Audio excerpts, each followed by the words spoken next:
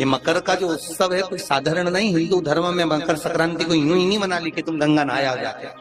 और कितने सौभाग्यशाली हो रहे शिवजी नारायण वाले कि गंगा यहीं आ गई शंकर जी के साथ। नहा लो, मौका मिल रहा है, इतने उपाय मिल रहे हैं, कर लो, अपने जीवन को सार्थक बना।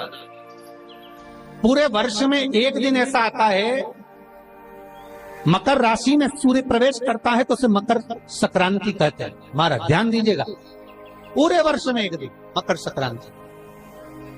अच्छा, कई लोग कहते हैं कि सूर्य के उत्तरायण का क्रम है, ये क्रम है, ये पूजन का क्रम है, तिल्ली के लड्डू का क्रम है, लड्डू बना लो तिल्ली का, इसका क्रम है। पर अगर स्कंद पुराण उठाओ तो स्कंद पुराण में अगर मकर संक्रांति के क्रम को यदि पढ़ोगे तो मालूम पड़ेगा कि पूरे वर्ष में एक दिन ऐसा था जिस दिन भगवान शिव और नारायण ये दोनों, इसलिए आज भी हिंदू धर्म में गुड़ के लड्डू तिल्ली के साथ मिलाते हैं। क्यों? उसका कारण कि शंकर और नारायण ये दोनों एक ही दिन, एक ही पल गंगा का स्नान करने के लिए, एक नारायण को लेकर भगवान शिव।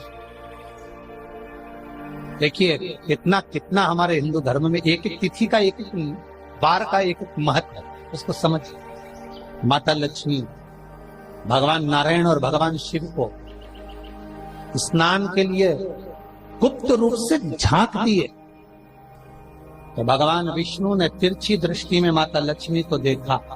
तो माता लक्ष्मी को देखकर भगवान विष्णु शिव जी को देखे तो शंकर भगवान ने कहा, नारायण हमने देख लिया महारानी लक्ष्मी झांक रही, हमने वर दे दिया कि लक्ष्मी का एक नाम गुप्त लक्ष्मी रहेगा, ये छुपी रहेगी।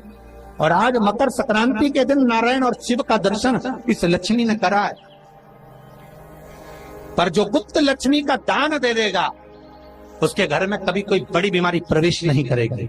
कैंसर जैसा रोग, किडनी और लीवर का रोग नहीं हो सकता। आज भी नियम है कि मकर संक्रांति के दिन एक लड्डू बनाया जाता है गुड़ और तिल्ली का, उसमें 1 का सिक्का, 2 का सिक्का या कोई लक्ष्मी उसमें फंसा दी जाती है और लड्डू को पैक कर कर किसी मंदिर में दान दे दिया जाता है। उसको कहते हैं गुप्त लक्ष्मी, जिससे घर में कोई बड़ी बीमारी प्रवेश नहीं, वो केवल मकर संक्रांति को ही है।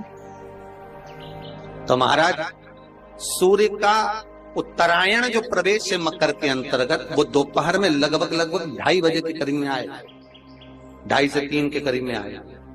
आपको ऐसा लगे या किसी की तबीयत थोड़े दिन अच्छी हो रही है, फिर गिर रहा है, फिर अच्छी हो रही है, फिर बेकार हो रही है, फिर अच्छी हो रही है, फिर बेकार हो रही है, दवाई खा रहे हो नहीं लग रही, तो आप जब मकर राशि में सूर्य प्रवेश करे, कल मकर संक्रांति के दिन उत्तरायण जब सूर्य के भाव प्रवेश करे महाराज, दोपहर में 2:30-3 बजे के करीब में प्रवेश कर जाएगा, इतनी बजे। तो प्रयास करना, थोड़ी सी काली तिल्ली लेना महाराज जी, उसमें एक बमूल का कांटा लेना, काली तिल, बमूल का कांटा और किसी भी वृक्ष की 5 पत्तियां लेना महाराज। उसको लेकर औषधि ना लग रही हो, जिसका स्वास्थ्य गड़बड़ हो रहा महाराज, उसका स्पर्श कराकर या 21 बार उस पर से उतार कर, और उतारना क्या नाम लेकर है? अवधूतेश्वर महादेव।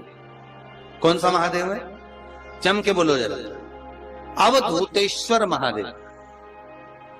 शिव जी का एक अवतार हुआ था, अवधूत रूप शंकर का।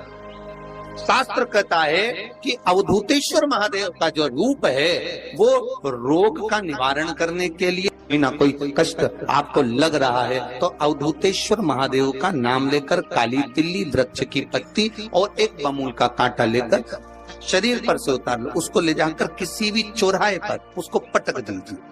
चौरस्ते पर नहीं डाल सकते तो बहते हुए पानी में डाल दीजिए, बहता हुआ पानी ना मिले तो पीपल के वृक्ष के नीचे डाल दीजिए, पर उसको मकर राशि के प्रविष्ट भाव में ही डालना।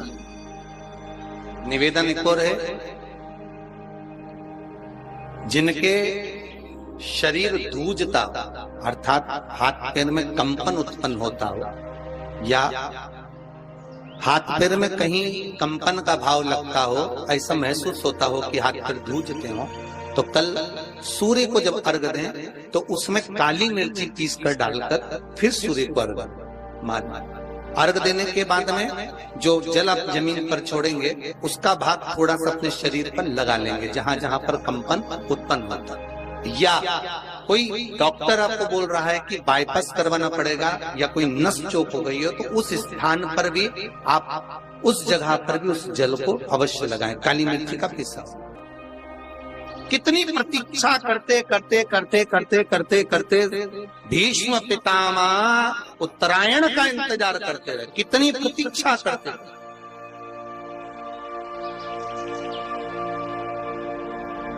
कि कब मौका मिले और कब मैं स्मरण करूं, कब मैं। शुगर वाले जीव जिनकी शुगर ऊंची नीची हो रही हो, ज्यादा शुगर की परेशानी आ रही हो और इंजेक्शन लेना पड़ रहा हो, उनके लिए निवेदन है काली तिल्ली कल के लिए ये खास तौर से, बाकी के शुगर के लिए तो उपाय वो बाद में बता देंगे, पर कल के लिए जो करना चाह रहे हैं जिनकी शुगर लेवल में नहीं आ रही, काली तिल्ली शंकर भगवान के शिवलिंग पर समर्पित कर दो और उस काली तिल्ली को जब शिव जी पर चढ़ाएं तो महाराज हाटकेश्वर महादेव का नाम लेना है। कौन से महादेव? हाटकेश्वर महादेव का नाम लेना है और शंकर भगवान पर काली तिल्ली चढ़ाते जाना है। उसमें कंकर नहीं हो, सफेद तिल्ली का एक भी दाना नहीं हो, इसका ध्यान रखिए। उस काली तिल्ली को चढ़ा दीजिए।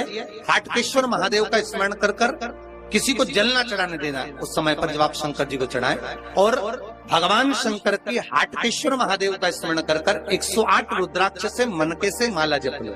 वहीं शंकर चढ़ी रहने देना तिल्ली। उसी तिल्ली को वापिस कटोरी में उठाकर लिया, 3 दिन तक लगातार उसको थोड़ा थोड़ा कर कर सुबह के समय खाली पेट खाइए, शुगर लेवल पर आ जाएगी महाराज, आपकी शुगर हाई ऊंची नीची नहीं जाएगी। हाटकेश्वर महादेव का स्मरण। मकर का उत्सव, मकर संक्रांति का सुख मिला मौका तो उसको करो। कल मकर संक्रांति है,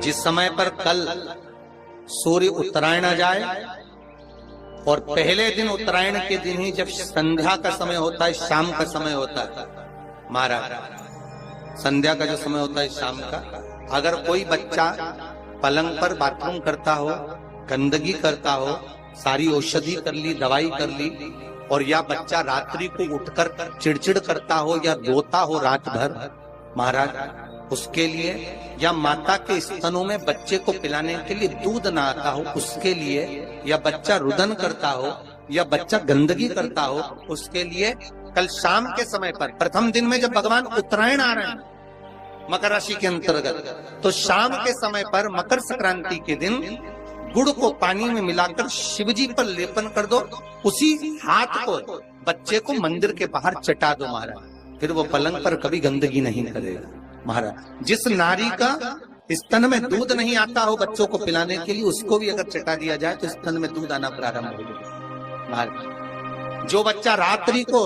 रोता हो, जाग जाता हो, उसको भी अगर वो हाथ चटा दिया जाए तो वो काम करता है महाराज। ये कल के दिन करके देखना, बाद में बताना जरूर हो।